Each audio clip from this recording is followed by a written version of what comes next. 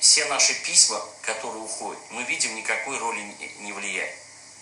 Тот пример, который я вчера услышал в канале YouTube Суюнова, девушка, которая находится в Кипре, с открытым лицом выступила, и чтобы ее якобы не отключили все комментарии, что она выглядит очень молодо.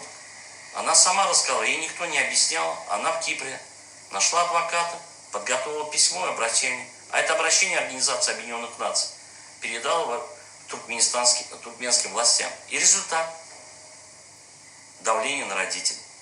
Не работает, уважаемые коллеги, уважаемые наши оппозиционеры, не работает система международная. Они только принимают, а работают они только тогда, когда им выгодно. И мы должны это понять и признать. Поэтому... Я являюсь гражданином Российской Федерации, хотя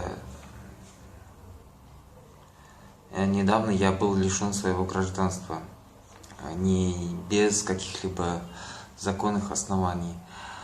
Данное обращение адресовано главам Татарстана, Башкирии, Дагестана и Республики Чечня. Уважаемые господа, братья-мусульмане, безысходно сложившейся ситуации, в которой мы оказались, и вера, что вы истинные мусульмане, и это дает мне возможность обратиться к вам, главам государств Татарстана, Башкирии, Чечни и Дагестана. Также я обращаюсь к духовным лидерам мусульман России.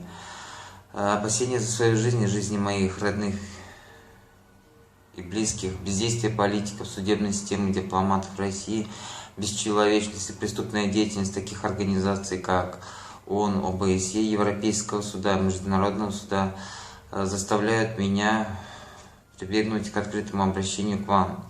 В неоднократных обращениях в адрес правительства России и международных организаций я просил помощи и содействия в решении